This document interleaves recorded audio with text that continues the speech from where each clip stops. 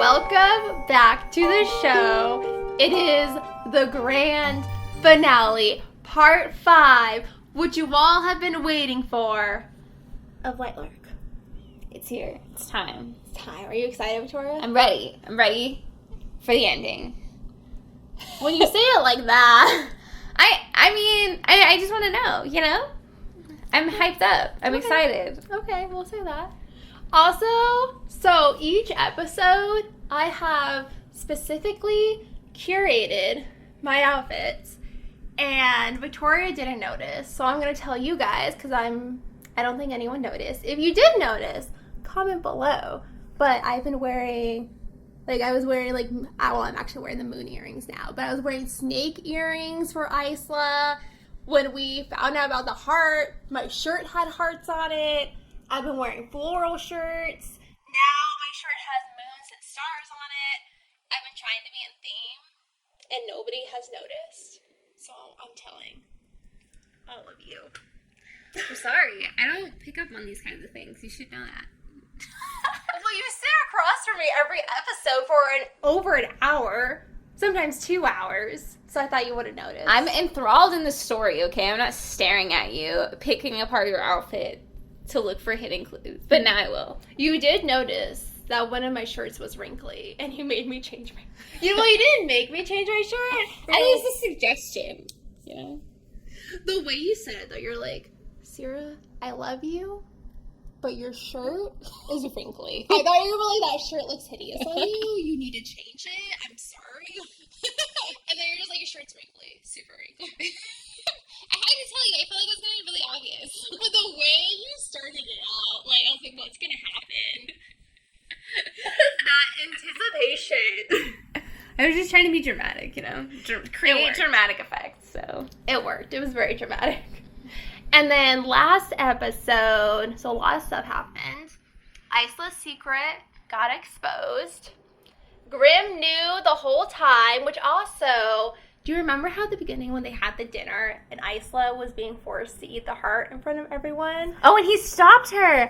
Oh my gosh. Wow. You know what? I did have that thought at that moment, but I just totally forgot about it until now. So I did think about it when he did that. I was like, I wonder if he knows. But for some reason I thought Oro knew. I don't know why. I thought Oro knew, but he didn't. So I was wrong about that.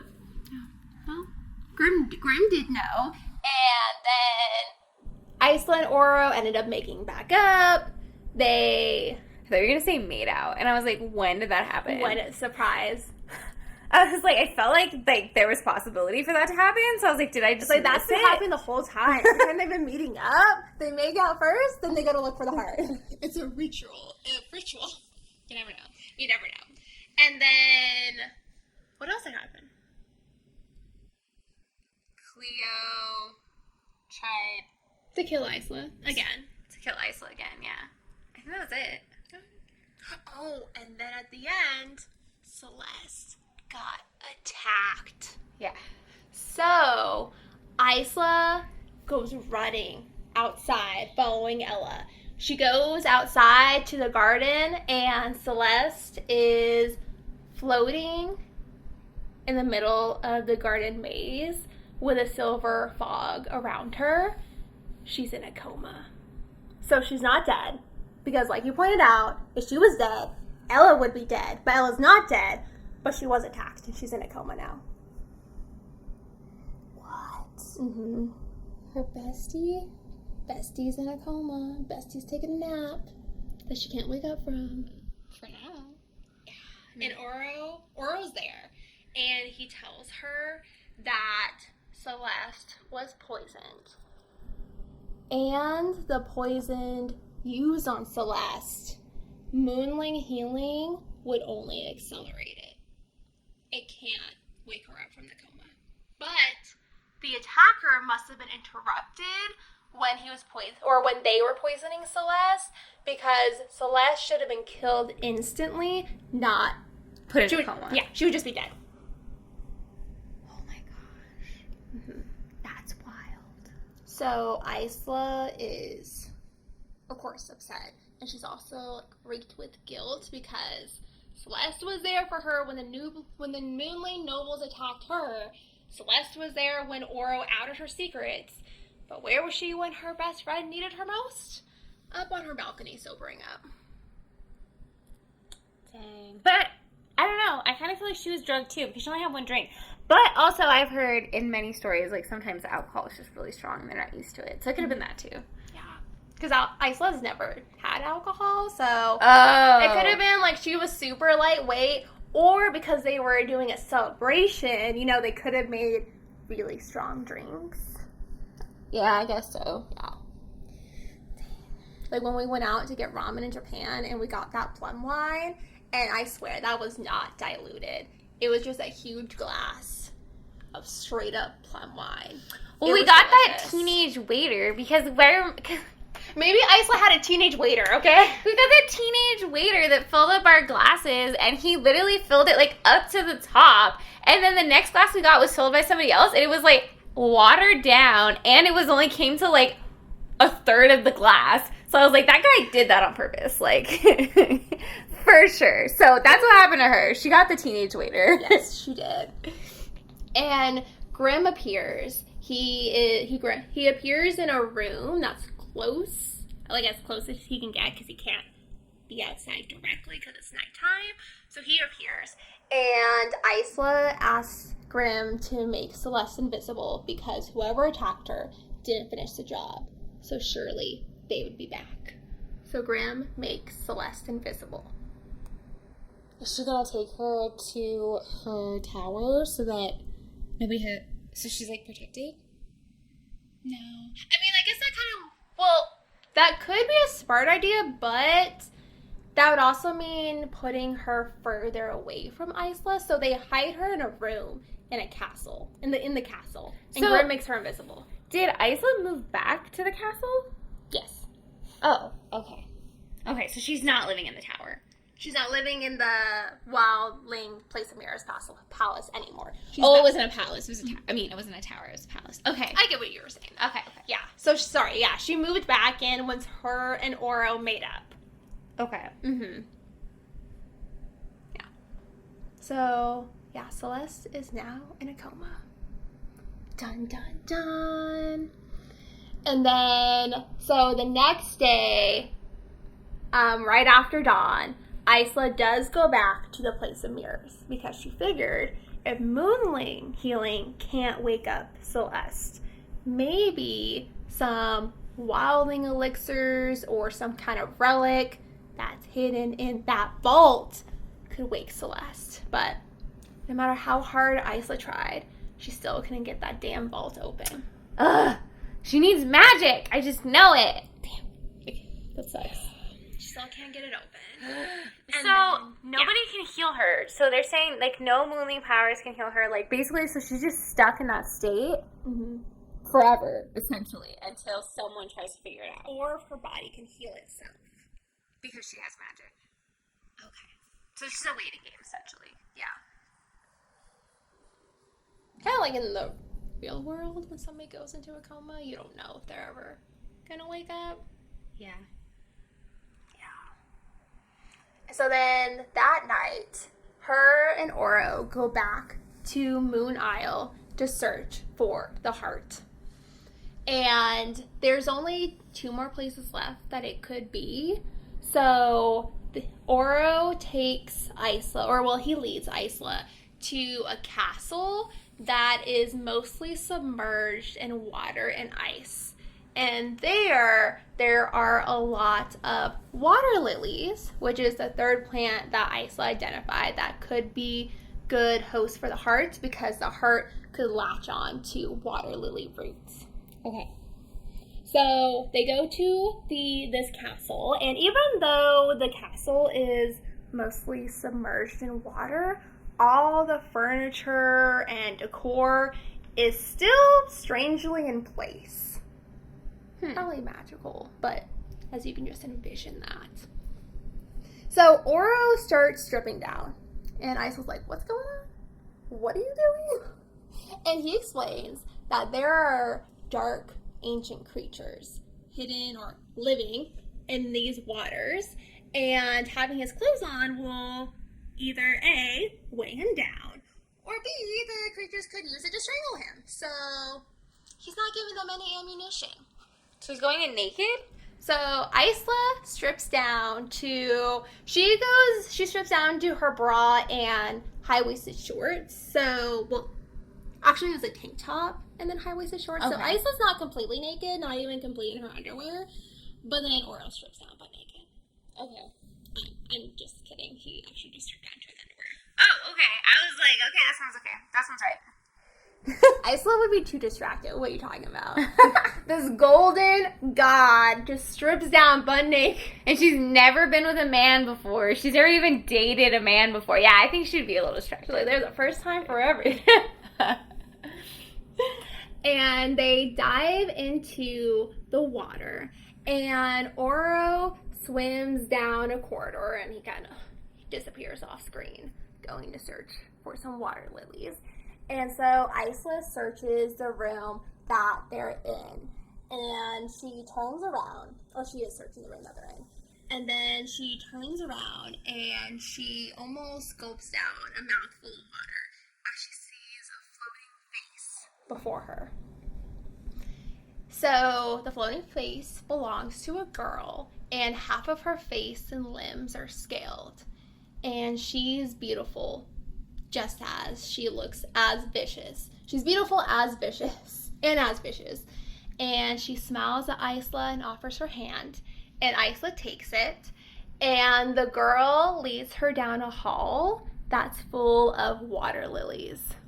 It's a siren? Sounds like it. And Isla looks at the water lilies, and the water lilies seemed important. But why? And the girl leads her further down. And Isla starts hearing a roaring and pounding in her head.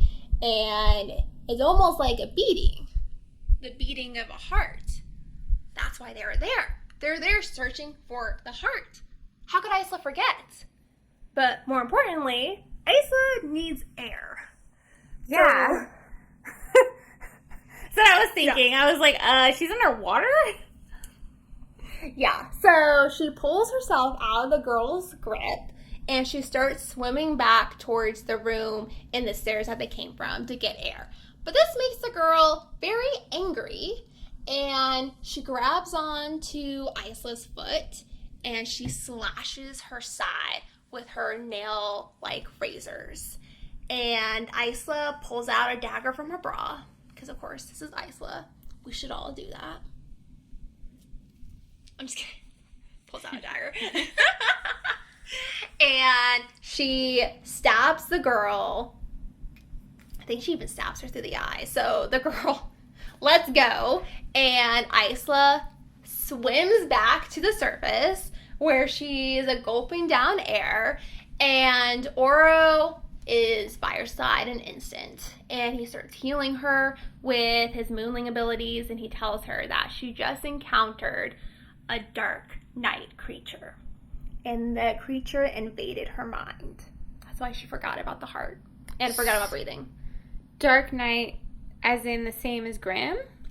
Not the same, but probably in their like a creature of their realm, essentially. Yeah. But, like, not under his control. Right. Okay. Mm-hmm. That's why I was like, what? Who sent it? Okay. Yeah, I know. But, yeah. You got it. Okay. You got it. And so he heals her, and once he's finishing healing her, he tells her that he did not find the heart.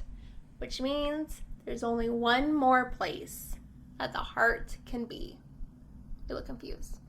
Well, I thought she said that she heard the beating of a heart. Was it her own heart? That's what made her remember. Oh, okay, okay. You know, like when you're like holding your breath and then you feel that like pounding in your head and everything. That's what made her feel remember. your pulse. Okay, I thought that she was near the heart. So I was like, why don't they just go down there? Totally. That would make their life so much easier. Yeah. And the place, though, the last place that the heart could be is in Vinderland territory. Vinderlands are the cannibals that tried to take Isla and basically turn her into barbecue. Dang. And what's more, Vinderlands used to be wildlings. So they probably don't like her because she's the queen. of the wildlings. Yeah. And long before the curses were cast, the Vinderlands actually renounced their powers and separated from wildlings. And so because they renounced their powers, they weren't affected by the curse. They eat people and hearts for funsies. Who's gonna relinquish their magic? Someone gives me magic, I'm not just gonna be like, you can have it back. That's wild. Yeah, I'm not giving up my magic for anything. Honestly, me neither, but... Yeah, they chose to give it up, and they're like, nah, we don't want to be part of wildlings anymore. We want to eat people. And, yeah. Like, we just want to be cannibals. Like, this is our thing. Like, we don't need magic anymore. If you don't like it, we don't need you and your magic. So, that's funny. So, that's probably where the curses came from. Like, what the idea of it, whoever casted it, was probably like, oh, you're going to eat people. Probably. Like, the whatever their names are. Yeah, the Vinderlands. The Vinderlands, yeah. Mm-hmm. Interesting. Yeah. So, Oro says he can go alone. She doesn't have to go, but Isla's like, no, I'm going to be there. Let's do this. Isla is determined at this point. And then the next night, they go back to Moon Isle. And, of course, that little blue bird greets them again with its annoying squawking. And Isla threatens to shoot it with one of her arrows, and it flew away. Well, okay, I'm going to get out of here then. And they approach Vinderland territory, which is really far into Moon Isle region, actually. It's so cold there, it's almost inhabitable. Yeah. Who would want to give up their powers and basically move to Antarctica? I don't know. What if there are cannibals in Antarctica? Maybe. I mean, there is cannibalism societies, like, I feel like, in a lot of places. I don't know if they currently are there, though, but I know that there's a few, like, in the wilderness, like, in the rainforest and stuff. Where? Did you, like, look this up at some point? I read a lot of things. Any article that catches my eye, I read it. And they're cannibals? There was one I read about some cannibals, and I can't remember, like, which country they're in, but they live off in the wilderness, and they're a cannibalistic society. Those are the Vinderlands, except in Antarctica. Dang. Mm-hmm. And then they're ambushed by a group of Vinderlands, but Isla was prepared. And so her and Oro fight them off. They actually defeat all of them. And, of course, Oro saved Isla's butt once or twice. Minor details. But they start running because even though they defeated the group that was there, surely more are to come. So they start running deeper into the forest. And they come across a feathered tree that is growing straight out of the ice. So Isla goes to search through the brush, then the leaves, then the branches, and tears start streaming down her face as Oro confirms the situation. The heart is not here. Were they wrong about the location of the heart? Or did Cleo beat them to it? No, you don't think so? No way. She would have, like, taken over already and been like, I am the ruler of everything. This is all mine. Cleo. Yeah. I have the heart now. Bow down. Like, I was just going to say, bow down to me. Yeah. I think if she had it, like, they would know. There would be some sign. That's my theory. Anyways. Well, they don't know. And Oro's eyes immediately just...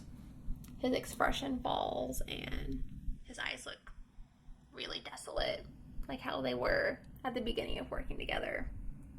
Well, yeah, he's dying. He needs the heart to survive. Mm-hmm.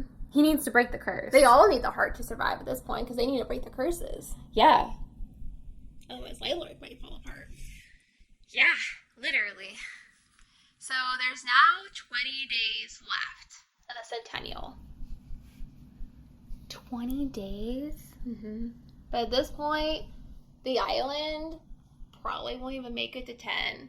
Tara, back on the Wildling Newlands, she probably won't even make it to 5. Because she's becoming part of the Earth. Yeah, I know. Okay. I just want to make sure you remember. My God. I thought maybe you forgot.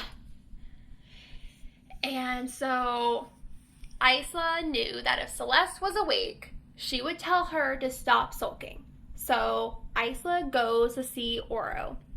She starts banging on his door. It's been 3 days since they last searched Moon Isle. Taking your sweet time to go freaking bust a move over there. Okay. And Oro's like withdrawn, and he's really sad. I mean, I get it. Like, what was she doing? Reading a book or something? Like, just sitting there, like, doing nothing? I don't know. It's so weird. Okay, sorry, go on. So she bangs on his door. He answers, and he looks surprised and confused to see her. Like, why are you here? He's like, it's over now. Yeah. There's no hope, girl. She's like, I need to kiss you before we die. No! And so she bangs on the door, he answers, and she tells him, you are the king of Lightlark. This is not over. You are the strongest person in all of the realms. We need to start at the beginning. Where did you first hear about the Heart of Lightlark? She had originally asked him this when they first started searching for the heart, but he ignored her. Yeah. Because, that was Oro. So he tells her that he read about it. Where? In a book. What book?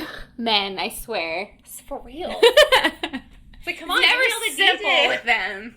It's either never simple or they never get all the details. Like, I'm a details girl. When you give me the tea, I want all the details. Yeah. And my husband never gets details. I'm like, what? When did this happen? What happened? How did this happen? He's like, I don't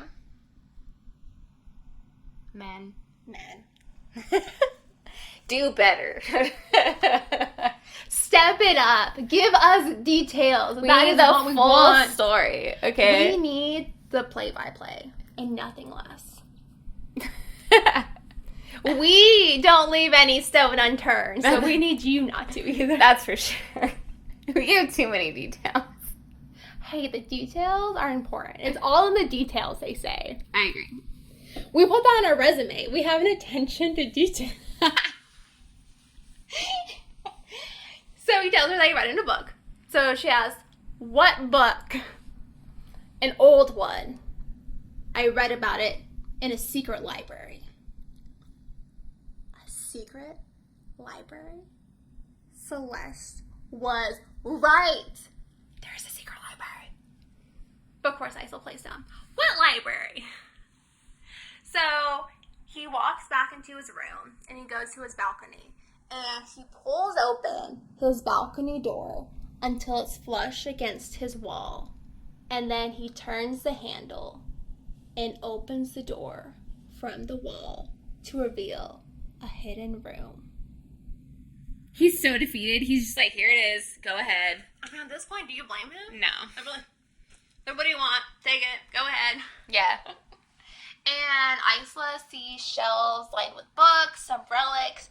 She doesn't immediately spot a glass needle that could be the bond breaker, but there's also a bunch of shit in there, so it's probably well hidden anyways. And Celeste is in a coma. Right now, the bond breaker's the smallest priority. The bond breaker isn't even a priority at this point. It doesn't even matter, so. The room of requirement vibes. Exactly. So they go into the hidden secret library, and Oro pulls out a book, and he tells her, before I read this, there's something you must know, Wildling. I was waiting for Grimm to tell you, since he had been so forthcoming before, but I'm guessing he didn't tell you. The island was indeed created by my ancestor and Grimm's ancestor, and also yours, Lark Crown. She made the land we stand on. The island was named after her. Isla leans against a table to steady herself. She doesn't even recognize that name. She can't believe it. She's like, what? You're lying. There's no way that can be true. Otherwise, why would it be a secret? everybody would know it. I've never lied to you. And it wasn't a secret. It's just that over time, like much of our knowledge, it has become forgotten, but not by all.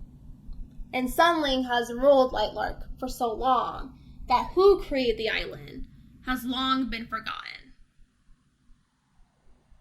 Dang. So she can rule everything. Wow. Mm-hmm. Dang. I really don't want Oro to die now, but I feel like it's coming. You think he's gonna die? I think he's gonna die. Don't spoil things for yourself, Victoria.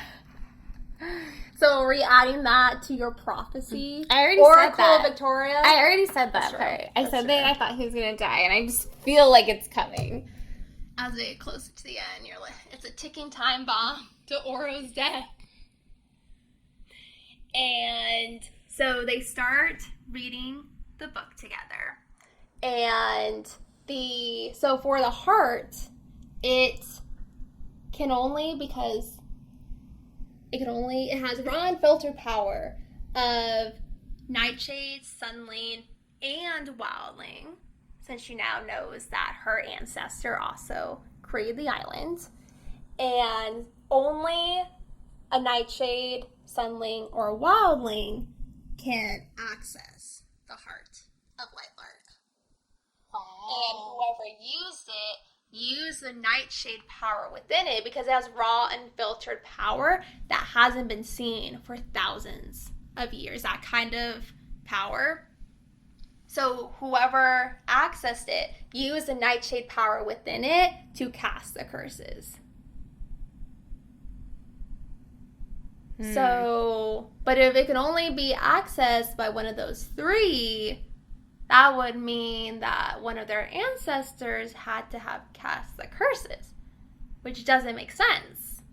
So that would mean that it couldn't be Cleo that cast the curses. But Isla's trying to wrap her head around it. None of it makes sense.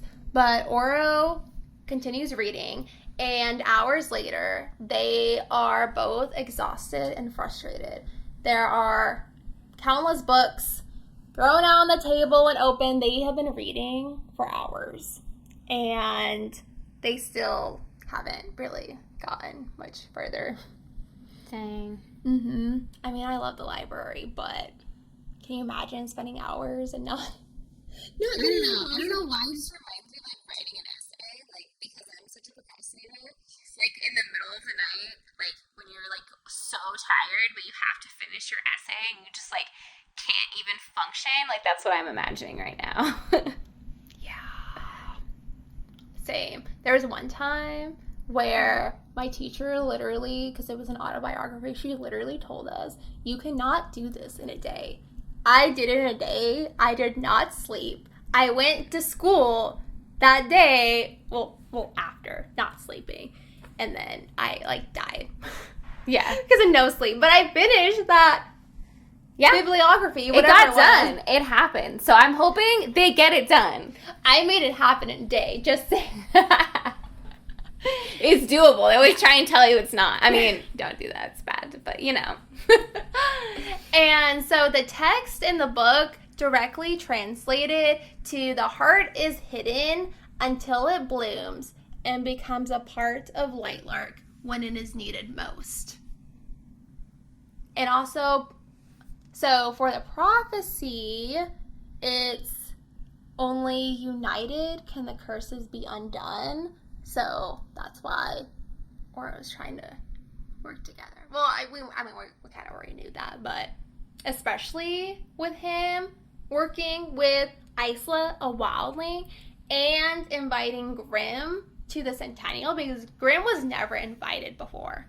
Because before, most people thought that Grimm or Nightshade had cast the curses, but because Oro knew about the heart, he stopped thinking that Nightshades were responsible, because whoever used the heart could cast the curse using the Nightshade power from it.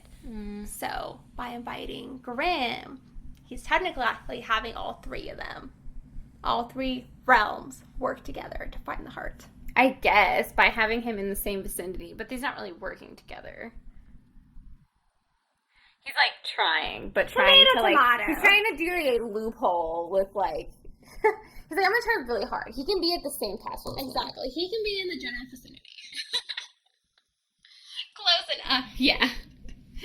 And Isla suggests that at this point, they need to take a break. They need to go get some rest. Oro agrees. They're both exhausted. So Isla leaves. And she goes to visit Celeste in the room where she's invisible. But when Isla enters, the invisibility goes away. And she holds Celeste's hand and she tells her, "You were right. There is a secret library." And she knew that Celeste would be so excited if she was awake. But she's not. Aww. And then Isla noticed that Celeste's hand was closed in a fist. And there's something in her fist. Okay, Hermione. I was literally thinking it's giving Harry Potter Chamber of Secrets, petrified Hermione in the hospital wing. Because Celeste left a clue for Isla, something that she managed to grab before she went into a coma. It was the snake. It was the basilisk. It did it. Use the pipes. Somebody get the mandrakes. We figured it out. And Isla carefully unfurls Celeste's hand to reveal a giant diamond ring. The same one she had given to Azul. Sweet innocent Azul? No! Oh man, it's the mailman! It's always the mailman. No! That's awful. I never would have expected him to do that. Okay. He was the one to attack Celeste. What a bitch. Ah! Okay. And Isla goes to the place of mirrors where she touches her necklace. And even though Grimm can't teleport directly into the place of mirrors because of the whole enchantment, so he would have to teleport as close as possible, and then he would have to enter on foot.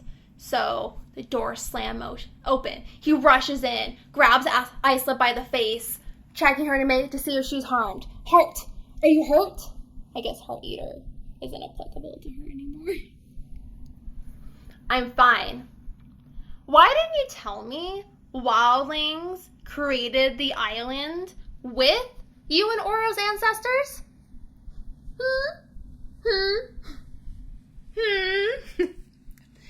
And Graham drops his hands away from her face at her tone. And he explains that I didn't want to overload you with information. There are some things that people told me that I wish I had found on my own. I would have told you in time. I brought you here. I answered the majority of your questions. I just thought that you may have wanted to learn that for yourself. Again, men. What logic is that? I thought you would have figured out on your own that this is all because of your ancestors. Right? This is your heritage. But you should find that out for yourself, you know? Yeah. Maybe it's in a book somewhere. You'll find out eventually. Yeah, eventually. And she asked him, "Are you hiding anything else from me?" "You are, aren't you?" "What is it?"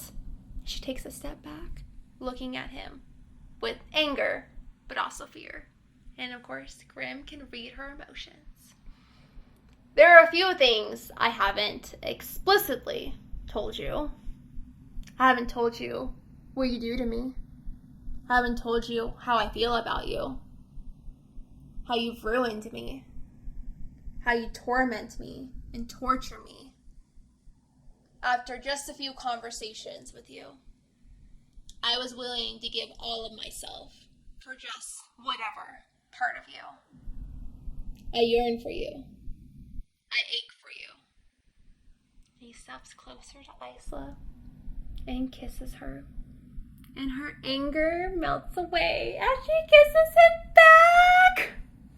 Bad timing. Come on. Her friend's in a coma. The world's going Like, this is not the time. If not now, then when? I mean, I guess you're right. I mean, these seem like their time might be limited, I guess. Exactly. You know, they gotta, you know what? But I just feel like he's like, oh, my bad. I'm going to kiss you now because I love you. Surprise, surprise. Like, you know, this always happens in fantasy books when all hell is breaking loose. You know what I'm talking about? They're going to be going to war. They're getting it on. You know what book I'm talking about. I'm not going to ruin it for you guys, but I guess. A Court of Thorns and Roses in the future. That's all I'm going to say, but literally they're in the middle of a war camp and they're getting on and on and they're getting it on in a tent. Remember that? Yeah, but they had already established their relationship. Like, this is a weird time to establish a relationship. Okay, whatever. It's fine. I'm okay with it. It's not great. now, then fine. I guess. And so they don't go all the way, but let's just say that Grimm is very handy with his hands. And afterwards, she sits in his lap and she leans her head against his chest and they watch the rain outside. Very romantic. Okay. Moving on. Isla has started spending her days and nights in the library with Oro. They are pouring after book, and they're both at the point now where they want to set the books in their hands on fire. She didn't tell him about Azul? Oh, sorry, backtrack. She did tell Grimm about Azul, and she told Grimm to find Azul and to bring Azul to her when he does. Okay. Yeah. So they're searching for more heart information, and Isla is still also trying to wrap her head around if Cleo's responsible, if Azul is responsible for everything, because Azul was the one to poison Celeste, but then with Cleo, she was the one that killed Juniper and left the message for them.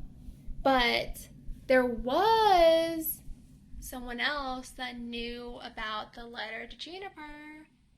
Ella. She was the one that delivered the letter. So, Ella's looking really suspicious right now. What if Ella is working with Cleo or Azul or both? What if they're all in it together? That's a lot of drama for somebody to get into when they're about to die. I'm just saying. She's about to die. If not now, then when? That's a lot of drama to get yourself into. You're the one that was like, you know what? I wouldn't work. Go big or go home. I've been enjoying her life. I'm not even scheming against the person who, if they die, I die. That's a good point. Like, why would she go against But maybe she's her like, you know leader? what? If I'm going to go, I'm going to take everyone out with me. Maybe she's really angry, you know, like a Angsty? kamikaze. Okay. I don't like the Ella theory. If it's right, I'm going to be pissed. You're going to burn the mug. Holding a lighter to it. Lightlark is lighting up. Yeah. Get lit in here. Stop. Never do that again. You loved it. You loved it, don't I?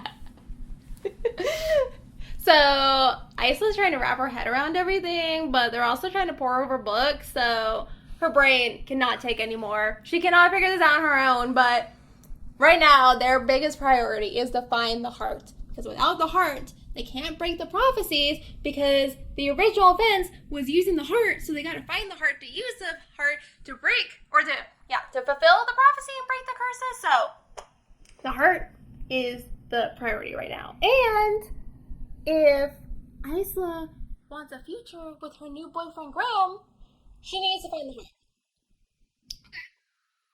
I feel like they should bring him in on it. Like, if they're all supposed to work together, like, bring him in on it. Yeah, but Orisa doesn't like Graham. I mean, that's valid. It's super valid. But at the same time, like, you're running out of time. Like, you gotta put your put all the punches at this point. Yeah. Oh, also, so there was, well, I don't know, I thought it was kind of cute. But when Isla was making out with Graham, she, like, took off her shirt, you know? And he had a scar that was, like, on his chest, really close to his heart. And she was like, what happened? He's like, oh, just someone trying to kill me. You're killing me right now, heart.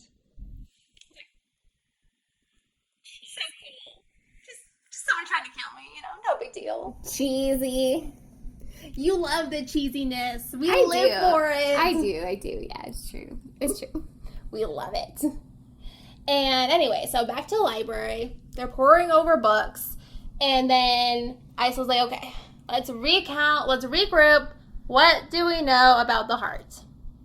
So Oro says, we know that the heart is on Moon Isle from the Oracle Lady to confirm that it is on Moon Isle.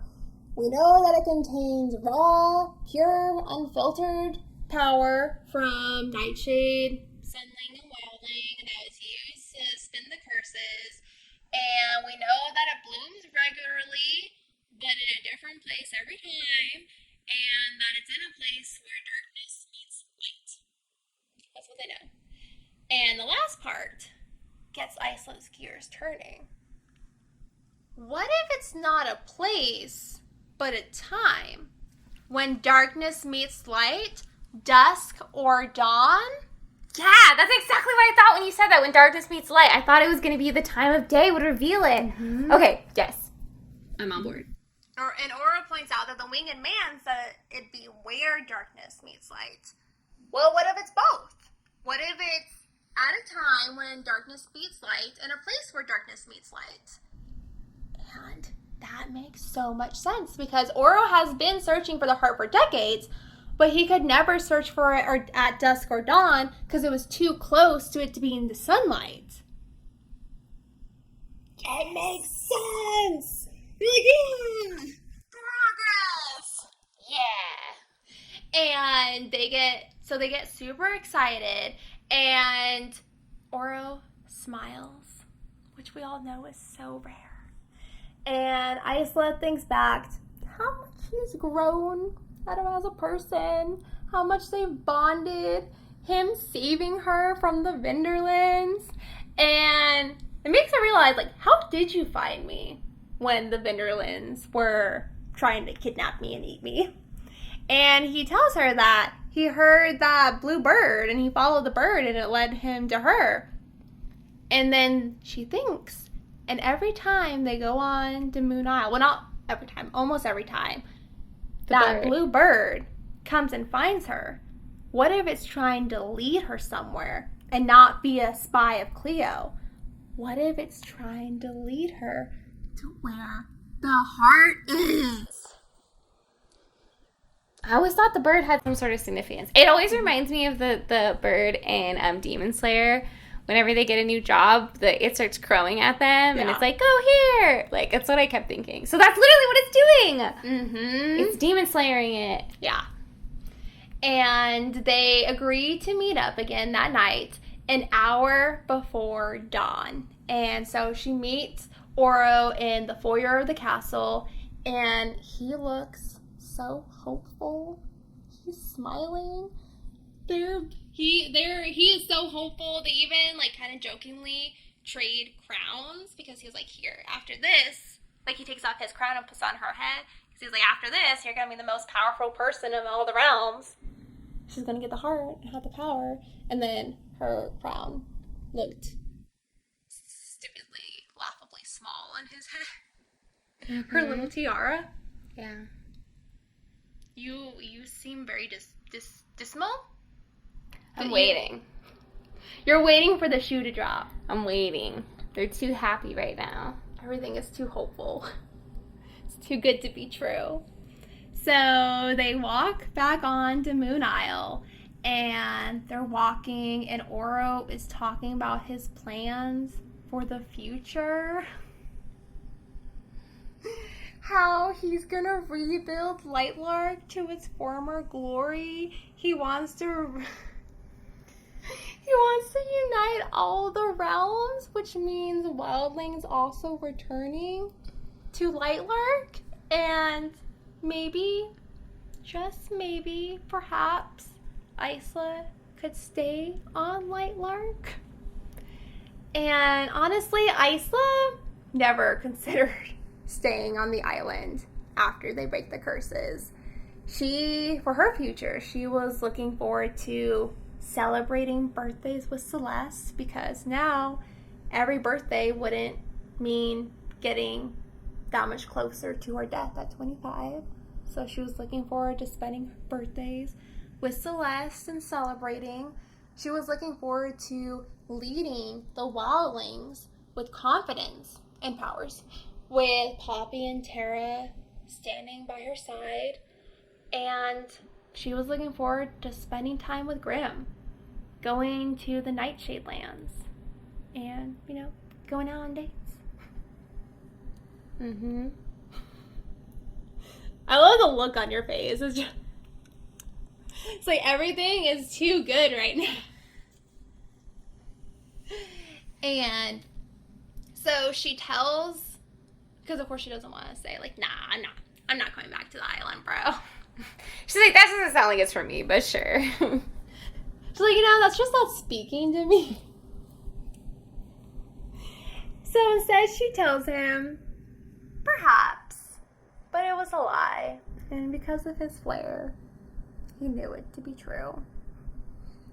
And the wind picks up, and Isla remembers Azul. She never told Oro about Azul. She forgot and everything that was going on. So she fills Oro in on her evidence with Azul attacking Celeste, and Oro doesn't believe it.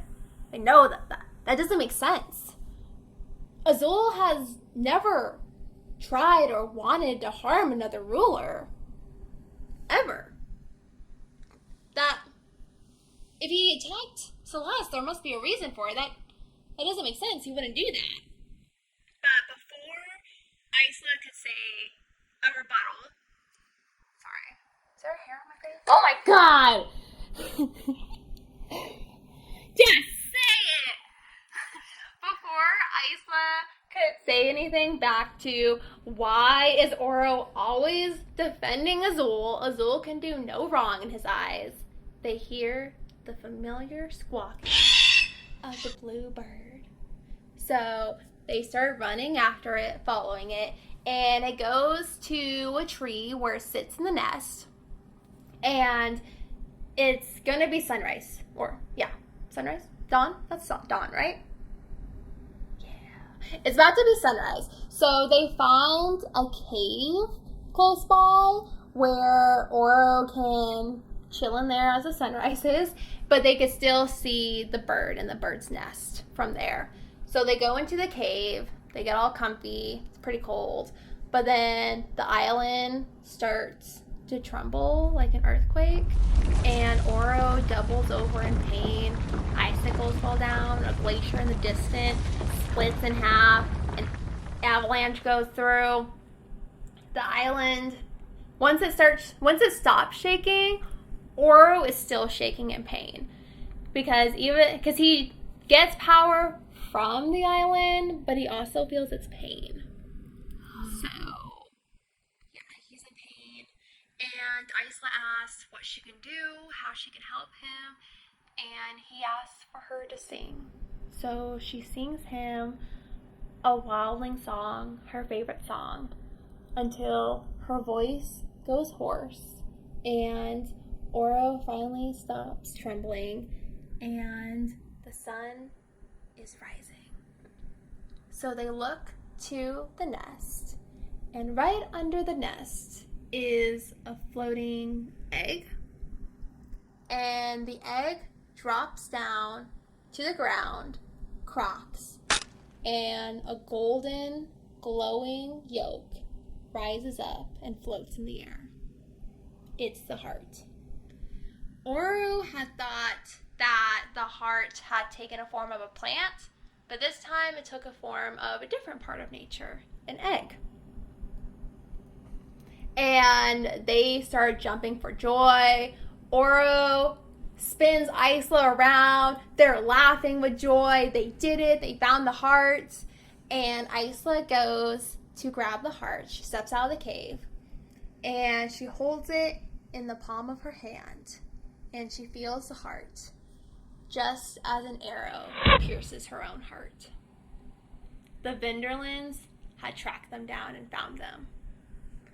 Fire erupted from the cave as Oro killed all the Vinderlands, that he couldn't sight from the cave. But Isla was out of the cave in the sunlight, and he couldn't go to her to get her. And blood pulls around Isla, and she's holding the heart in one hand, and she touches her necklace with the other hand. And Grimm appears and picks her up, and the world goes dark as the heart drops from Isla's hand.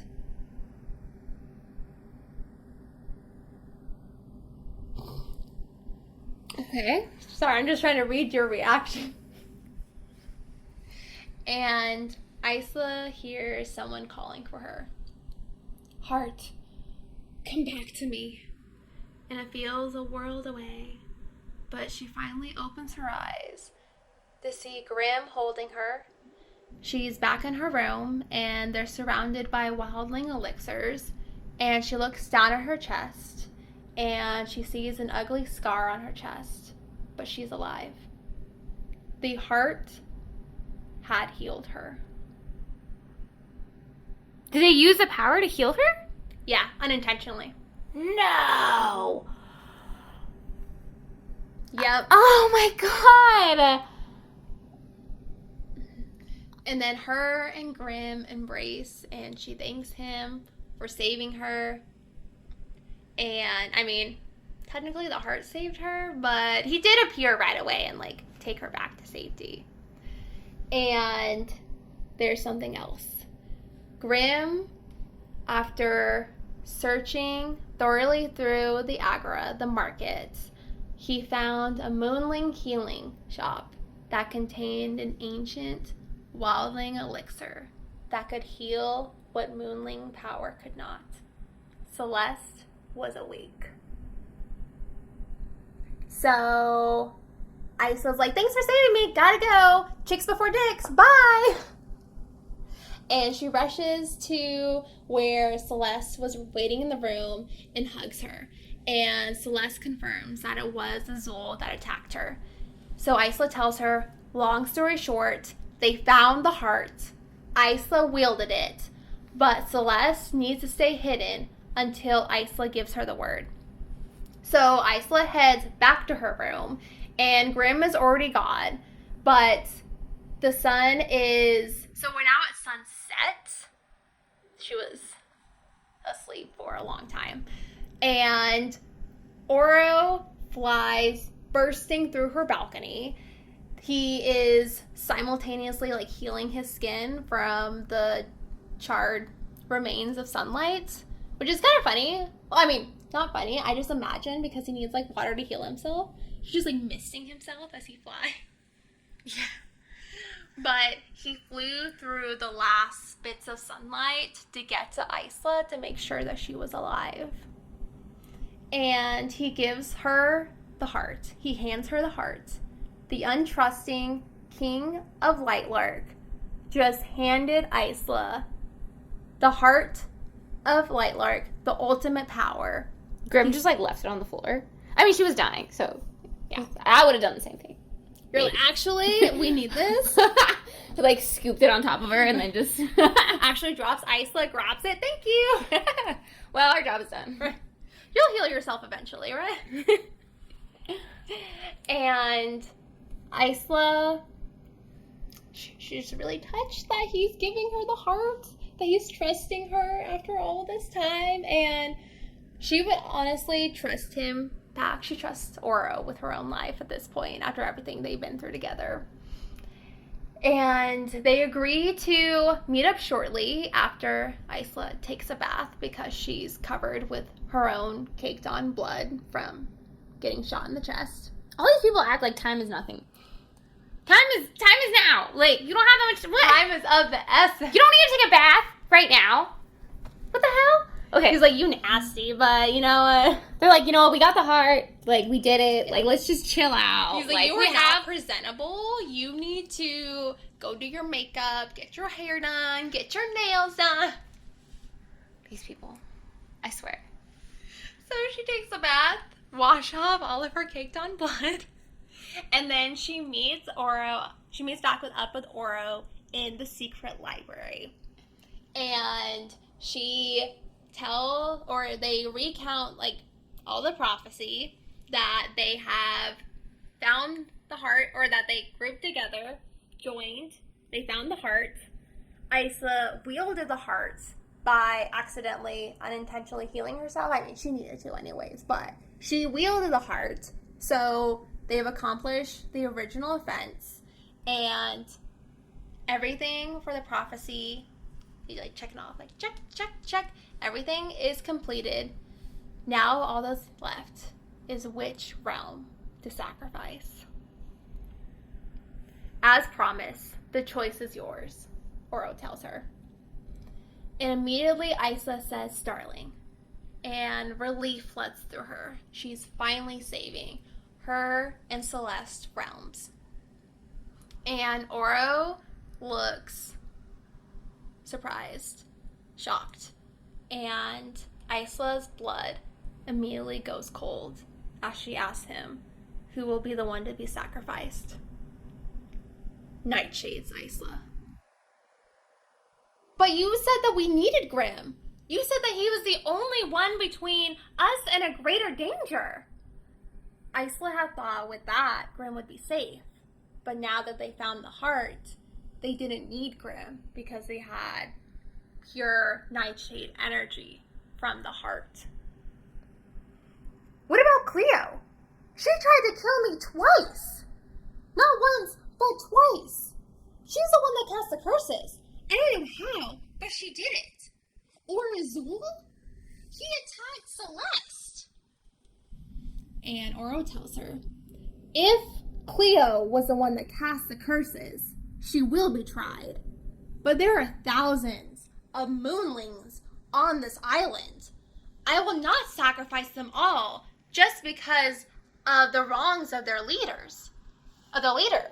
And I told you, with Azul, he wouldn't hurt anyone.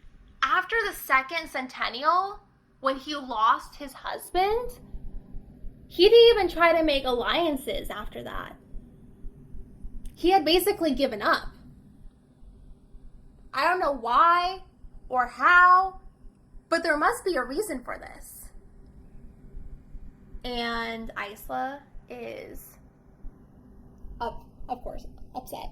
And she's like, okay, should I say Grimm instead? But if she tries to say Grimm instead, then Oro will surely choose the Starlings as the smallest and weakest realm to die.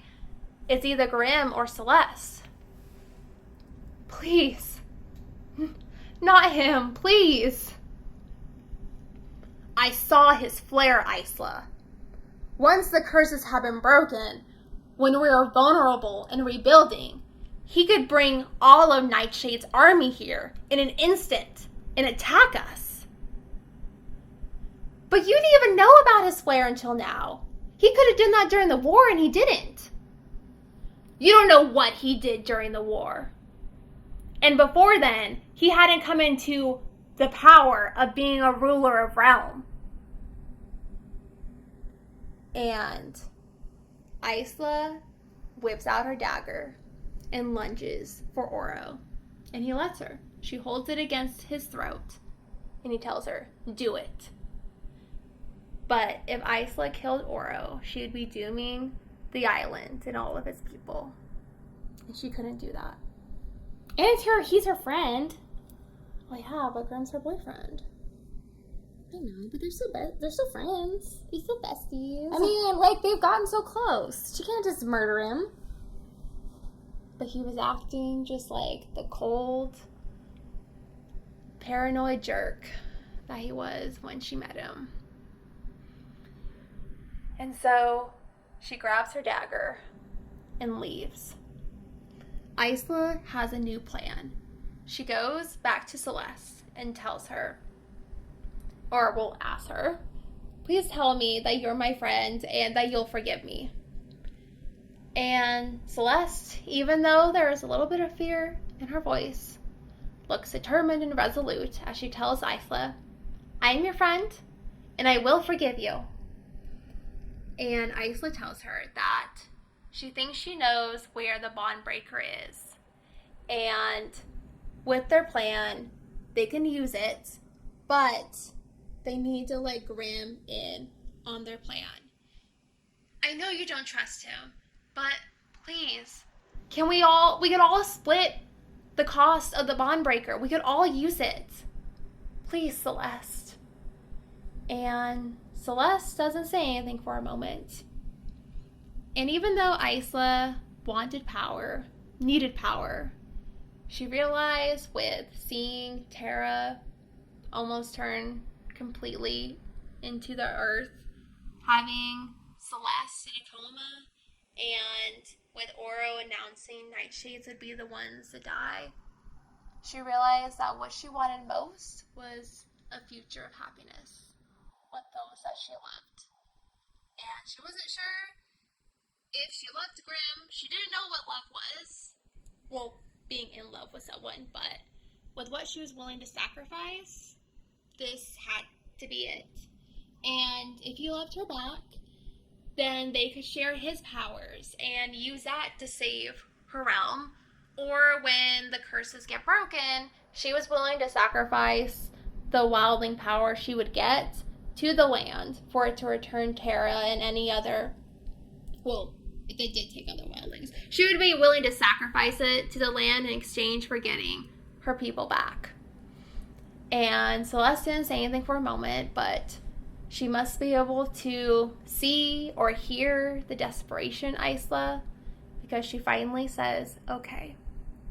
So their updated plan is Celeste using her powers. She is going to make a part of the castle crumble to lure Oro out of his room, where Celeste will sneak in, go into the hidden library to find the bond breaker. Isla is going to go back to her room, gather all the wildling elixirs she has, because after they pay the price of blood, they're going to need to heal themselves. And she's going to call for Grimm. And then they're all going to meet up in the place of mirrors where they'll use the bond breaker. Because then, if Oro tries to ambush them, I mean, he's only one person. Can that be counted as an ambush? Yeah, it can when he has that much power. Good point. He's the Avatar. Yeah. So if Oro tries to attack them, at least in the place of mirrors, he'll be powerless. So that's the new plan. So Isla goes back to her room, and she thinks back to all her memories with Oro, with her almost falling off her balcony and him saving her, with him first going in there after he had announced them as pairs and making a deal with her hearing him laugh for the first time, and she scowled as she tried to blink away the memories. She had thought that the cold, untrusting ruler was just a facade, was just a mask that Oro wore, but now she realizes that the trusting partner that she had befriended was truly the costume. I don't know. I trust Oro. Even though he wants to kill her boyfriend, I think he has the best intentions. Yeah, he's like the morally good, the lawful good character. You know, where he'll do whatever for the greater good. Yeah, exactly. Like, I'm Team Oro right now. I don't like this new plan. You don't like the new plan? I don't like it. Too much room for error. And I don't like that she's trusting Celeste so much. Celeste is her best friend. Right. Are you saying I shouldn't trust you? I don't know. You never know. If I was being shady, I feel like she's being shady. I because mean, I believe Oro when Oro says that Azul wouldn't do it. So I think something fishy happened. Do you just trust Azul because he's a mailman? I'm just kidding. Yeah. It's never the mailman. Okay? It's always the mailman. Yeah. Well. Okay, so you're on Team Oro. I'm on Team Oro right now. Oh wait, you're the Slytherin. Are you saying I can't trust you? No. Slytherins get a bad rap, okay? I mean, they do. What do you trust me with anyways? A lot of things, actually. Oh, okay. My life? Okay. That's it? Just okay? You don't have to worry about me, okay? I'm worried about Celeste, though. Something about her is just so... Something suspicious? Something fishy about that one. It's suspicious. Yeah. I'm trying to coin it. Suspicious? Suspicious. I want us to get it on, like, shirts and everything. Stop. Well, think about it. If you really... So for future merch, I was saying we could do the can of the bookworms, but, like, on a hook. The worm on the hook. And then we could do a fish, and then it's, like, suspicious. Got it.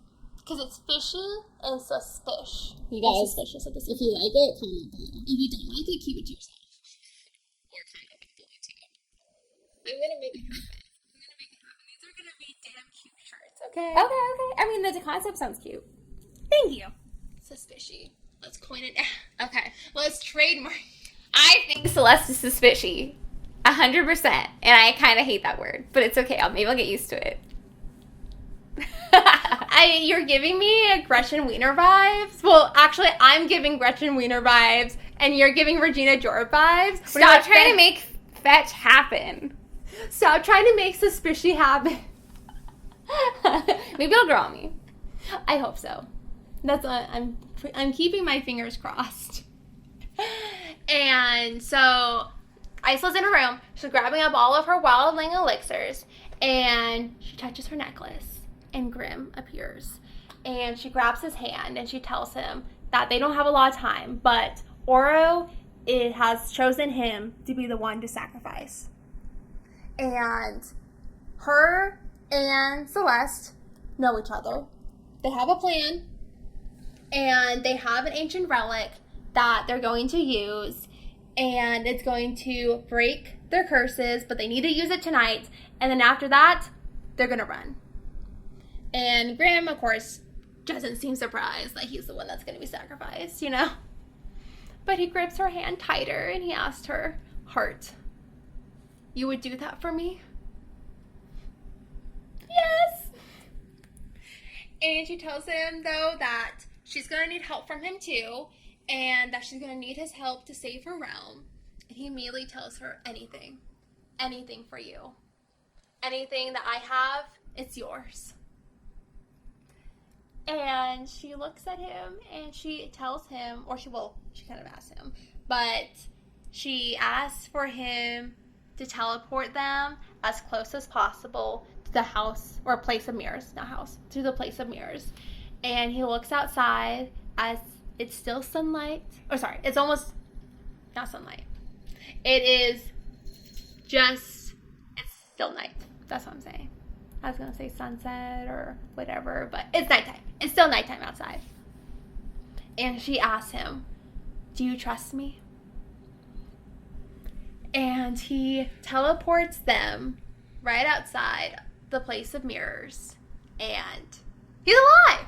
Isla had theorized that for whatever enchantment was on the place of mirrors to nullify other powers, maybe it also worked with curses, like her situation.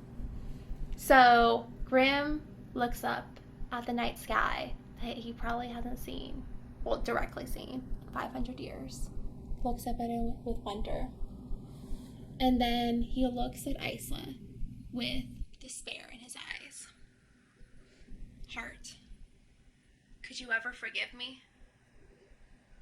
Moments ago, you asked me if I trusted you. But really, you should have asked if you can trust me." Knew it.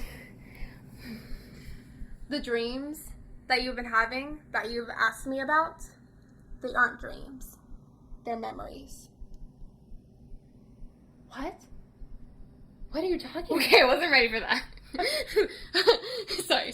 Go on. Brought them up. But yes, Victoria's surprise. And he reaches out to her as she takes a couple steps back, but recoils when she flinches. And he tells her that a year ago, she had teleported into his castle using her nightshade relic. What? No, my star stick is a starling relic. What are you talking about? And I've never been to Nightshade.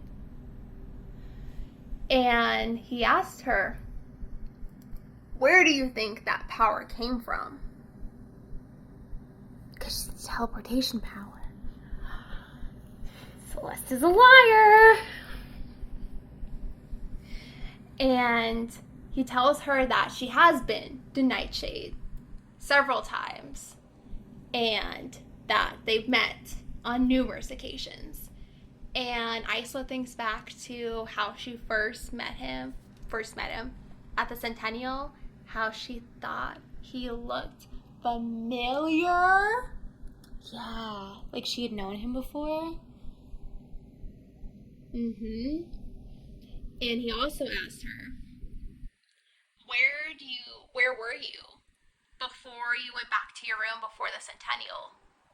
And Isla remembers how she had teleported back into her room, how Poppy was freaking out about her hair, but she couldn't remember where she was before. And he tells her that he took away her memories with him in it. So she must have been with Graham right before the Centennial, and then he took away her memories at that point. And Isla just starts running away from him into the place of mirrors. And she watches as the forest started to create a wall around the place of mirrors. Maybe it could sense that its wildling ruler was scared and afraid and was moving to protect her. And Celeste is already there, and she is holding in her hand, it looks like a giant sewing needle that is partly made of glass and part gold. The bond breaker. Isla, what's wrong? Nothing? Everything. And Celeste tells her, I don't know what you needed from him, but whatever it is, I'll help you. We can figure this out together. So Isla tells her that they don't have a lot of time. And she looks up as they hear Graham cutting his way down through the tree holes, trying to make his way to them. And he sees the bond breaker and he says, Heart, no! And he runs for them and he hurtles through the doors, but it's too late. Celeste jabbed her hand and then stabbed it into Isla's hand. And Isla feels something rushing through her, but it's not blood. It's not anything that she can even see. And she looks at Celeste, and Celeste's eyes have turned from a gray to a dark silver, and her hair starts floating around her, and she arches her back just as Isla doubles over, lightheaded. Something was being taken from Isla and transferred to Celeste.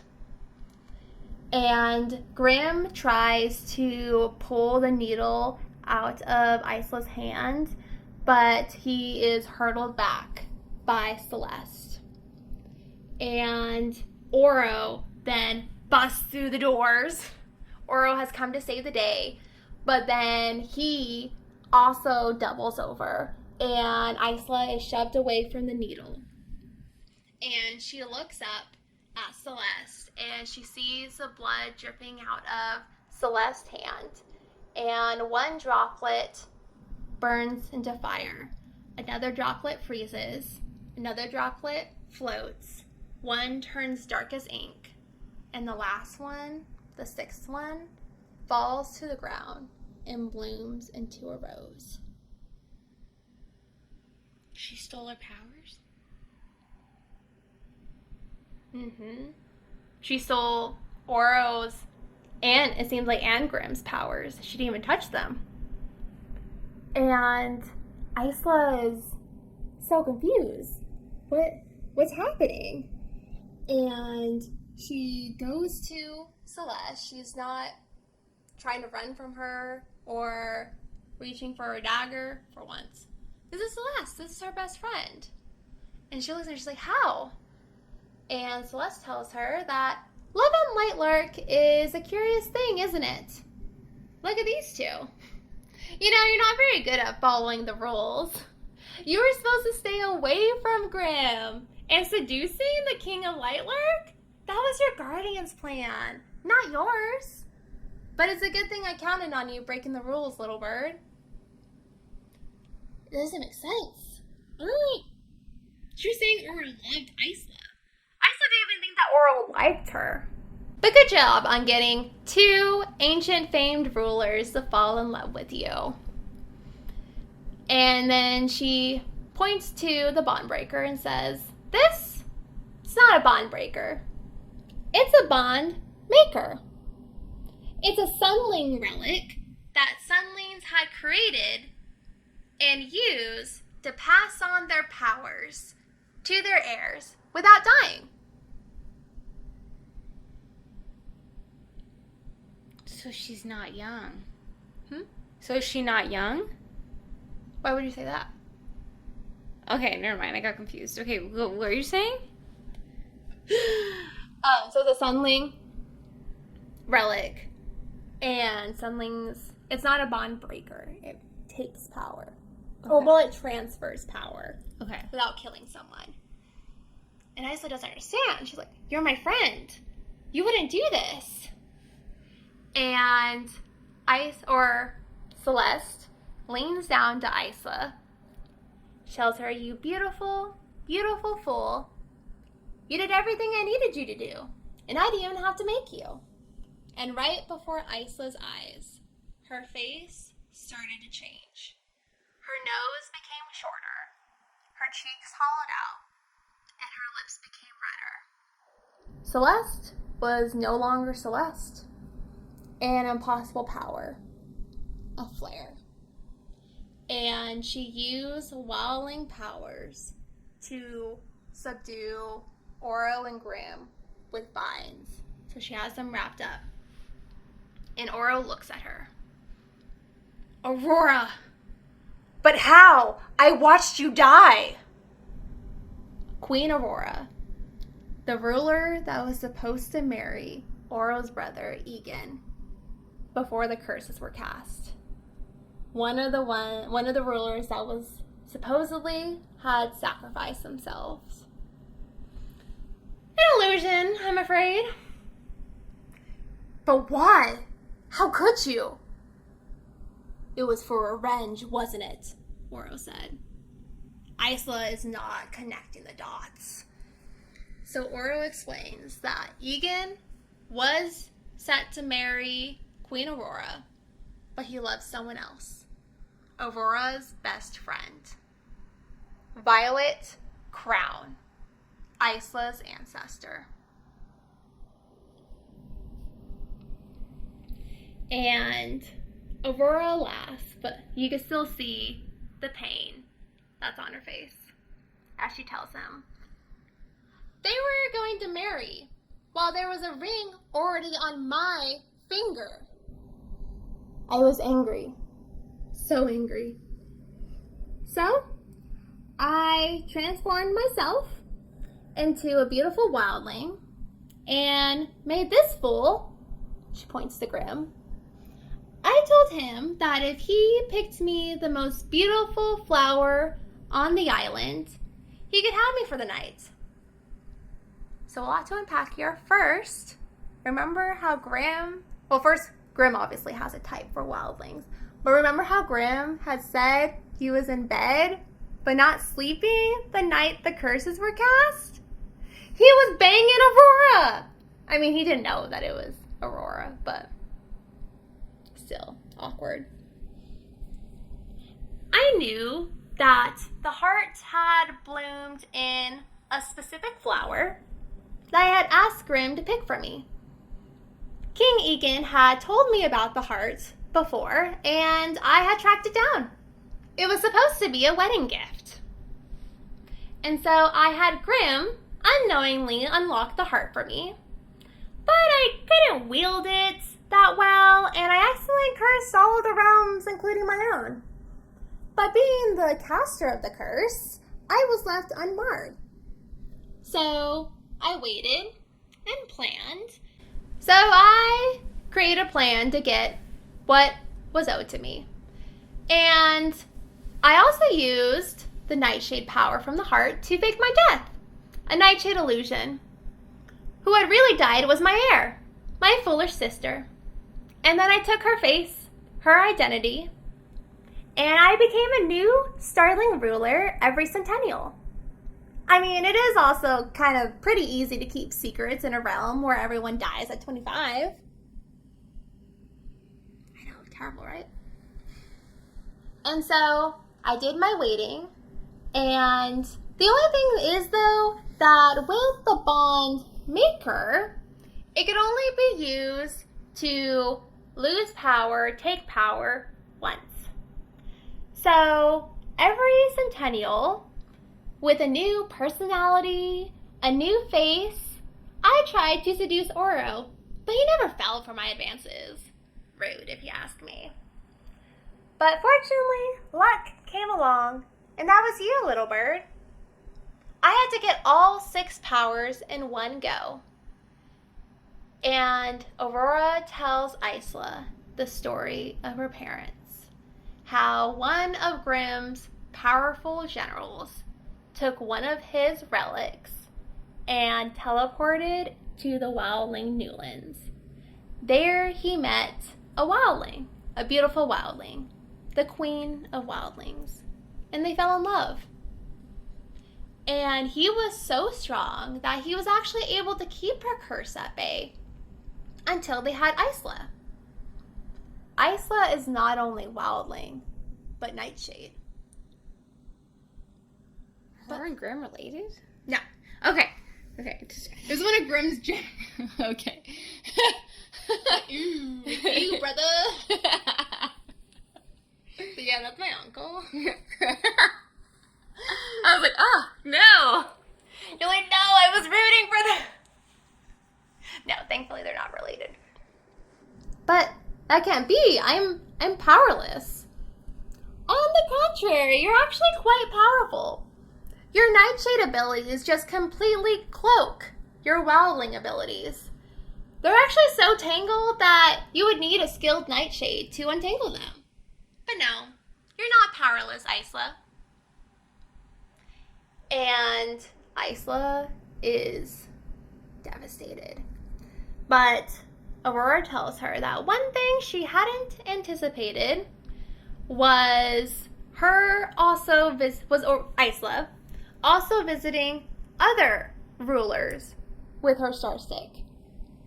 And Isla must have said something to Grimm about Celeste, because Grimm teleported right into Aurora's room. And with her not being cursed, he figured out her identity, and also that she's been alive for that long. And he was about to kill her when she made Grimm a deal. And since then, they have been partners in crime. Heart. She had told me that the original offense was that a sunling ruler fell in love with a wildling ruler. She had told me that was the original offense, and for the plan, that we had to get Oro to fall in love with you.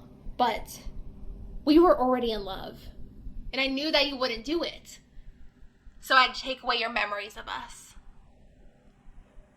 Once Oro loved you, and you remembered that you loved me, I was going to give them back. I swear, this is the hardest thing I've ever done, to make you forget our story, our love. But I did it for our realm, your realm, us. We could take Lightlark and rule it together. So, Aurora's plan was for Isla to get Oro to fall in love. Well, this is what she told me. So everybody's plan was for her to fall in love with Oro to fall in love with her. Yeah. Okay. Which also was why Grimm, once Oro and Isla were paired, why he stopped seeing her for a week, and why he told her to dance with Oro at the ball, because of that plan. Genius plan, really, if you think about it. Too bad it was a lie. Because since Grimm already loved Isla, for Aurora's plan, she just had to have Oro fall in love with Isla. But Grimm thought, because Aurora had told him that the only reason why she had changed her identity was because she just wanted to end Egan's familial line. That was it. She's not trying to take power or rule everyone, complete world domination. No, she just wants to end Egan's line. And once she transfers the powers away from Oro, then they could kill Oro and nothing would happen to the island. Then Grimm could rule the island. That was what he thought the plan was.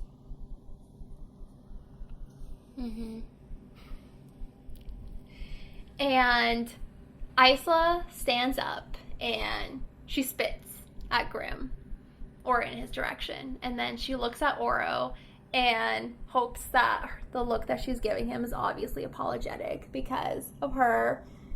The one thing that he was afraid of, the one thing that he closed himself off of, was falling in love because of having his powers getting taken away. And it happened because of her. Even though it was unintentional. Isla's just not great. Everybody falls in love with her. But still, she felt really bad. So she pulls out her dagger and she lunges for Aurora. But the dagger shatters. Which doesn't make sense. Aurora shouldn't be able to use her startling powers in the place of mirrors. Oh, the dagger that you bought from the Starling weapon shop? The one I planted there?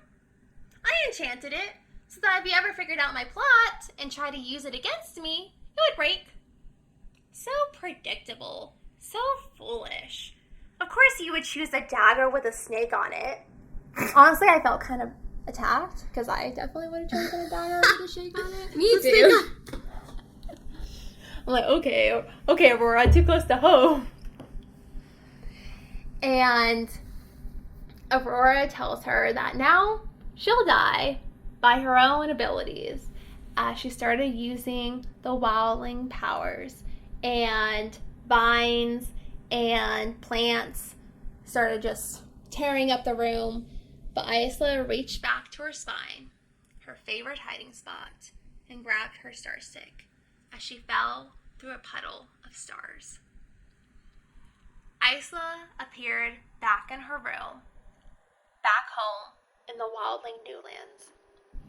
Poppy opened through the door and hugged Isla. "You're back, little bird, you did it!" And she smelled the cinnamon and blood. She must have just had dinner. But Isla did not hug Poppy back because Celeste, actually Aurora now, she called Isla something that only her guardians called her. Little bird. And that's what made Isla realize Celeste had to have outside help for her plan. Well, outside help for her, but inside help from the wildlings. You knew. You both knew I had powers, didn't you? You both killed my parents. Why? How could you? And Poppy first has the audacity to look confused. But then she paled and reached for her dagger. But Isla beat her to it and grabbed the dagger. And Poppy explains, "We did it for you. The Starling ruler had told us and gave us an offer. Either we can kill your parents, your mother and her lover, and raise you to seduce the king one day. Or she would kill you and your parents anyways and end our realm. And we had to make you believe that you were powerless. She told us that your powers, Nightshade and Wildling, were too dangerous. That it would just hurt you using them. That it could kill you. I should kill you. But I have more important things to do. And Isla gets up and grabs swords from her weapon wall. She puts on armor. She drinks all the wildling elixir she can. She's going back. Don't go back. Stay. You'd be a fool to go back there. I may be a fool, but I have honor. I will return with power, and I will save our realm and Terra. And after that, I never want to see either of you again. And with that, Isla teleports back to the place of mirrors. And as soon as she gets back, plants immediately start attacking her. They even form like humanoid creatures wielding animal bones. But she cuts down plant after plant, and any wounds that the plants are inflicting on her, she is healing them with the wildling elixir that she drank. And one vine, though, shot out. It was a really thin vine, so it was able to sneak its way up through her armor, and it wraps around her throat and starts choking her. And she sees that she just interrupted Aurora torturing Oro and Grimm and cutting them with 1,000 thorns. She was giving them a very painful experience, and they're covered in blood. And with precise precision, she turns her sword, one of her swords, on herself and cuts the thin vine away, centimeter more, and it would have cut her own throat. But she carefully cuts it, and she barrels towards Aurora with tears streaming down her face. Out of all the betrayals, Celeste hurt the most. Celeste was her best friend, her sister. But she preyed on Isla's isolation and loneliness. And Aurora smiles at the pain on Isla's face. You could have done it, you know. Break the curses. I never would have expected you and Oro to actually find the heart. I mean, of course there was, though, the original fence, but you could have done it. If you had just been strong enough to let one of the realms die. And Aurora raises her hands, and trees start tumbling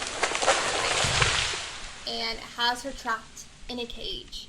And she tries to grab her star stick, but a vine whips it away from her, and it lands in front of Grimm's feet, and they make eye contact. Heart. Your heart. He's struggling to breathe. What does that mean? But then Isla remembered how the heart of Lightlark healed her heart, and she reaches up to touch her heart, and it's burning, not from pain or injury, but from being connected with power to the heart of Lightlark.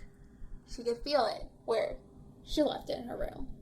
She left it for Oro, technically. She wrote him a note because she felt bad. She wasn't going to take the heart of Lightlark away from Lightlark.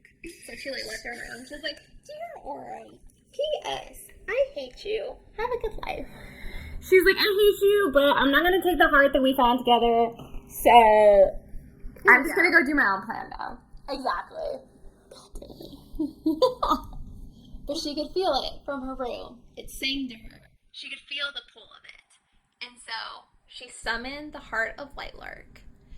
And it flew, smashed through a window. Just imagine a baseball just going straight through a window. That's what the heart did. It was whoop! And right into her hand. And erupted wildling power from it. Just poured out like a waterfall. Vines and plants. And then Isla is running. She's pretty injured now. The wildling elixirs could only do so much, but she's running, jumping over vines and plants. And she grabs the bond maker and shoves it in her pocket. And then lunges for Aurora. And in a moment, Aurora's face changed back into Celeste. But Isla did not hesitate the way Aurora must have been hoping for, as she takes out the bondmaker, stabbed it through her own hand, and then stabs it through Aurora's heart.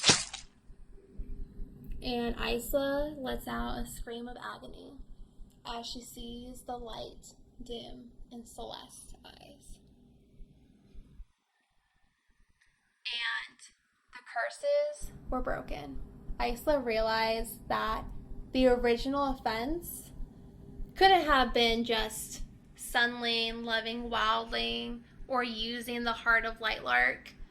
To make curses that malicious, malevolent, blood had to have been spilled. It had to be a sinister act.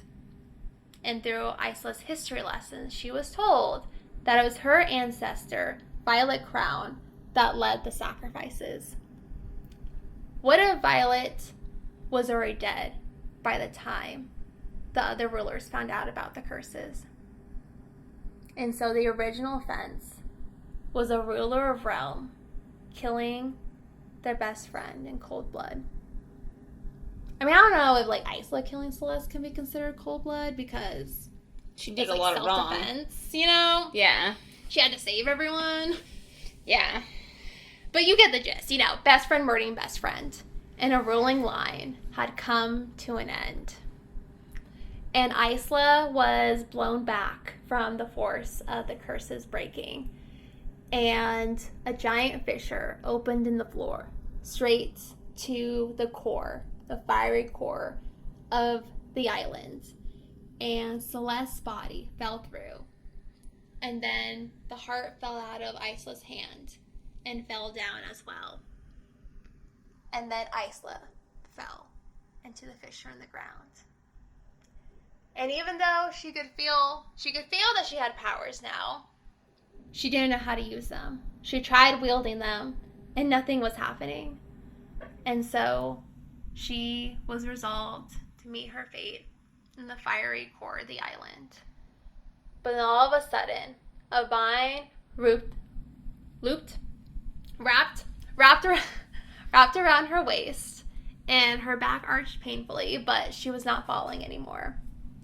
Someone she loved was using her power to save her. Because on Lightlark, with love, you can tap into each other's powers. Who do you think it is? Oro. And the vine pulls Isla up to the top, and Isla scrambles out of the fissure.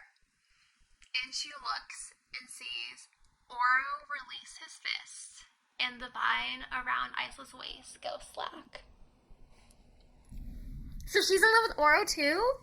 And then she looks at Graham, and first he looks surprised, and then angry. And she could tell by the look on his face that he just tried to do the same thing, and couldn't, because she didn't love him anymore. Yes! Yes! Okay, yes, okay.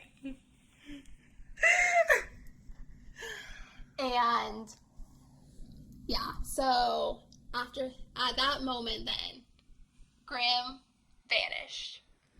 Good. Bye. Bye, Felicia. Too much deceit, okay? It was never gonna work. Yeah. Can you believe that? Just like finding out that you had like a relationship with somebody and they took away your memories so you could fall in love with someone else? Yeah. Well, not so you could so but you like, can get someone else to fall in love with you. The thing I don't understand is, like, if they were already in love, Like, what was stopping him from just telling her the real story? Like, instead of allying himself with Aurora, he could have just told her what happened. Well, it's like, so if, I think it depends on the person, but let's say your boyfriend was like, hey, I need you to go and seduce this other dude. You'd probably be like, no. Why would I do that? So that's what he was thinking, that she'd be like, nah, like, we're already together. Why would I go seduce another dude?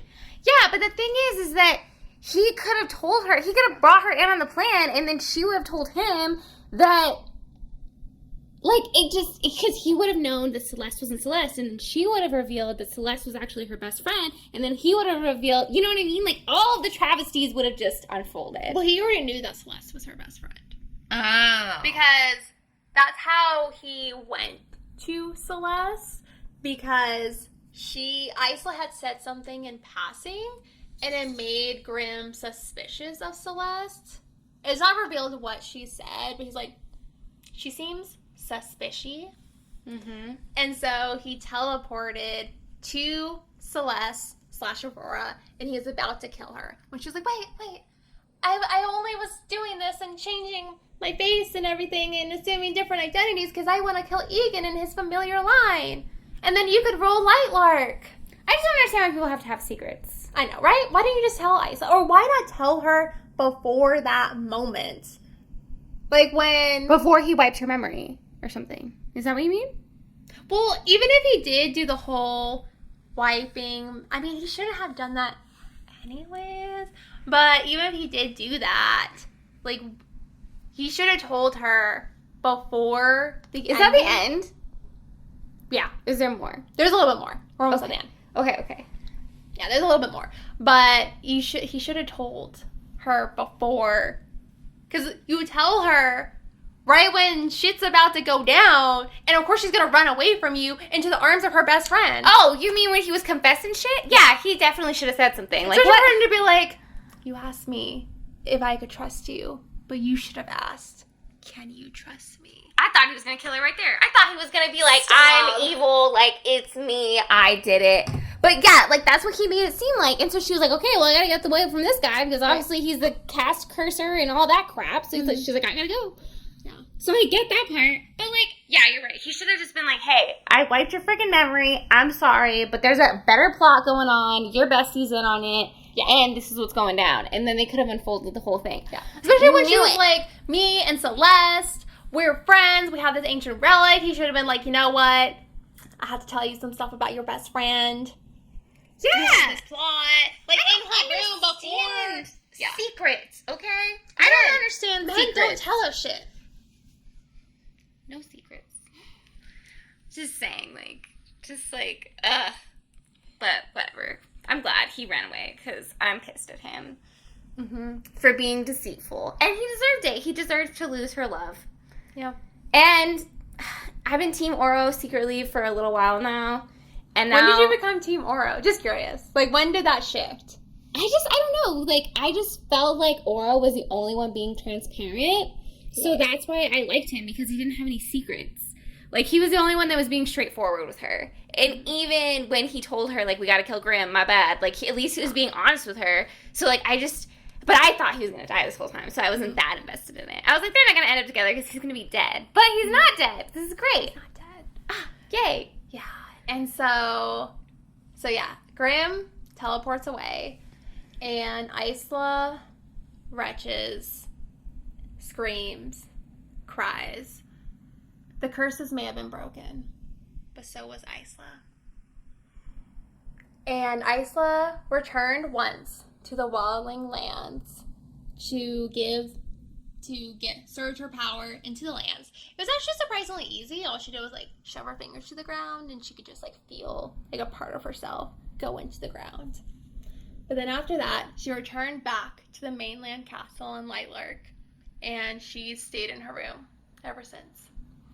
And she just feels like all her hopes and dreams have been shattered. Celeste, her best friend, who wasn't even a friend at all, Poppy and Tara, her guardians, killed her parents. And Grimm, a year's worth of memories of love, forgotten, taken away. But some of the memories were still slipping through the cracks as she remembered bits and bits. Like running through the rain, kissing him.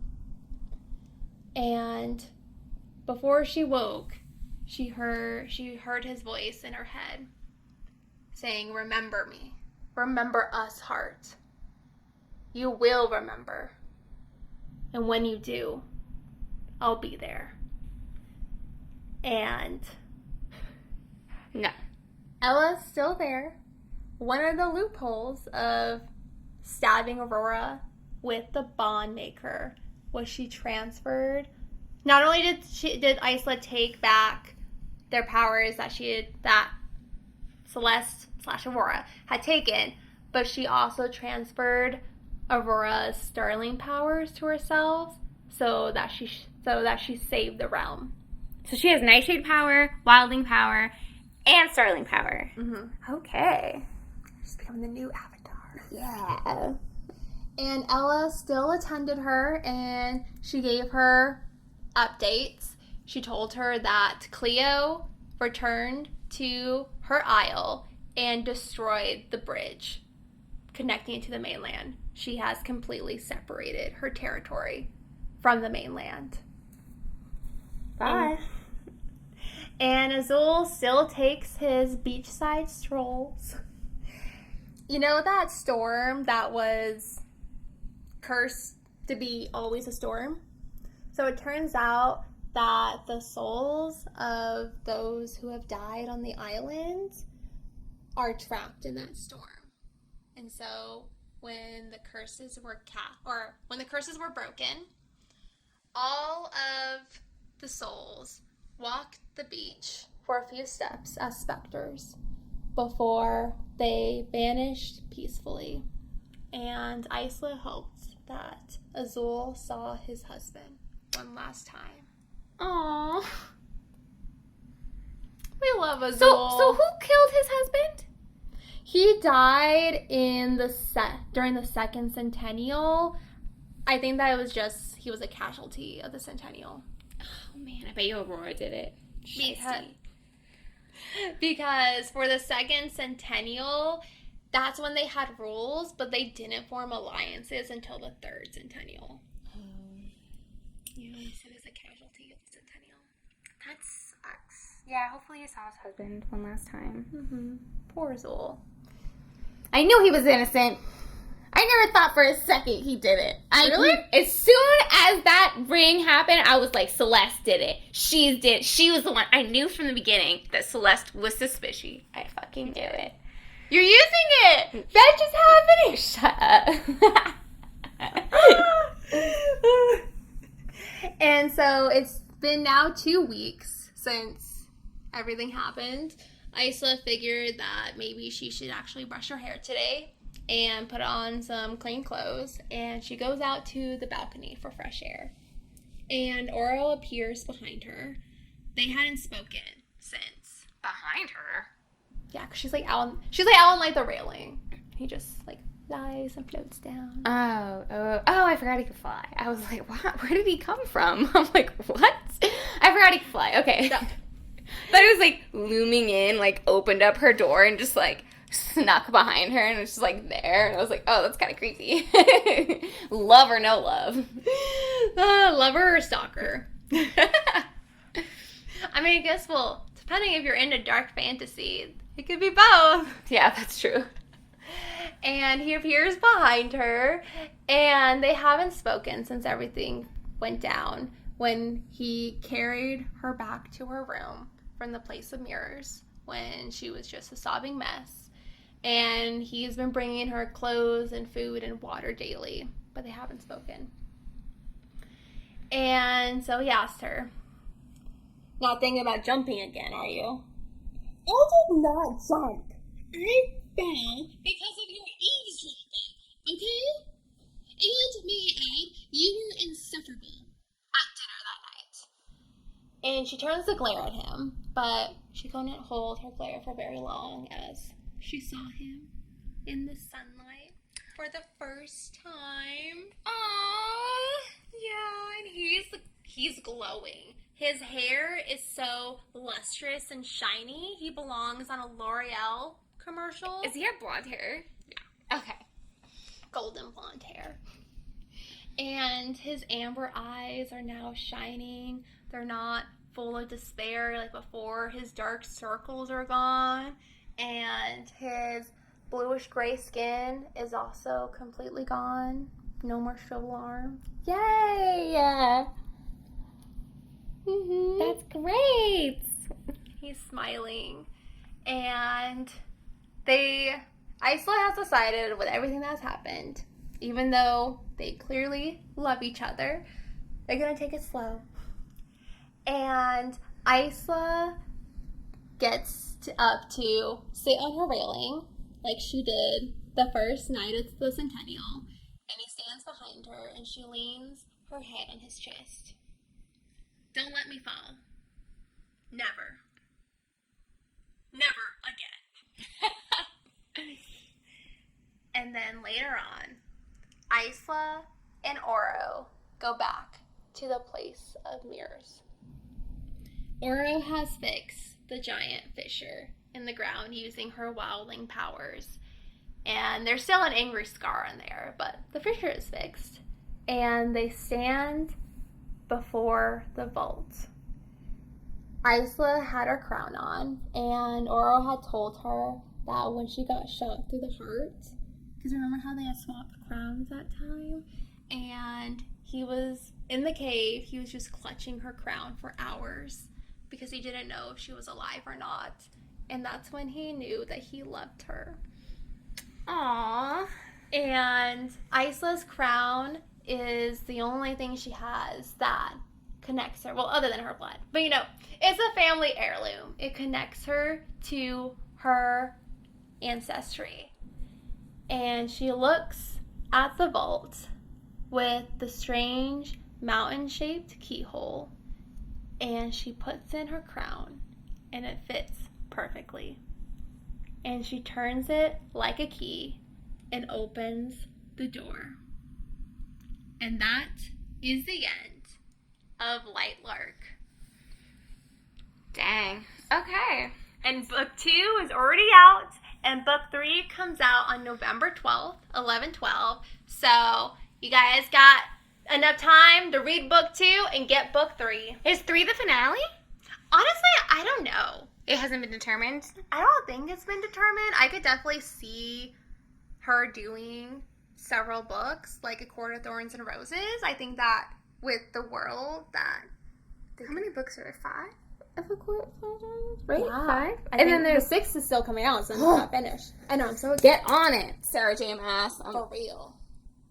She is making us wait need way it. too long for that freaking 6th book. But anyway, so yeah, I don't know if the 3rd book is the last of them, but it's going to be the most recent. So... Did you start reading the second one already? I finished the second one. Oh, okay. It's good.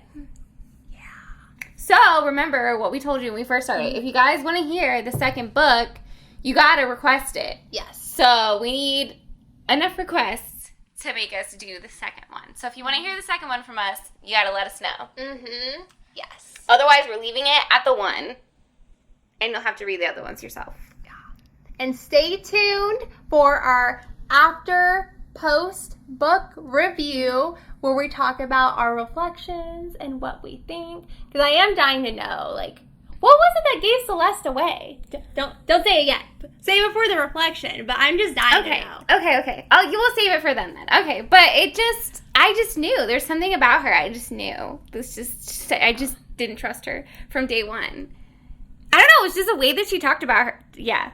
I just knew. But you know what? It's because I've just read too many books. I've read too many books, too many series. I You got it all figured out. I got it all figured out, except I did not think that she was going to be a totally different person. So that was surprising. I was going to ask, and were you I'm expecting so that? happy that Oro did not die, because I really thought he was going to die, and I was, like, waiting for it to happen. And I felt like you were getting all, like, sad, and I was like, oh, my God, he's going to die any moment, and I can't. So I'm glad he's alive. And I can't. I just can't. Okay. So comment below, were you expecting the ending? What did you think? And next time, it's going to be back to Victoria. And what book are you doing?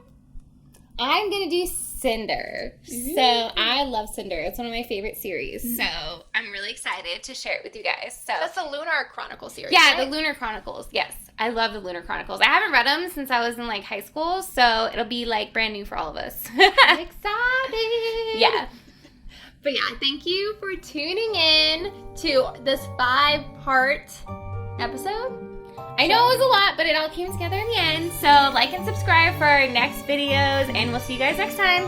See you next time. Bye.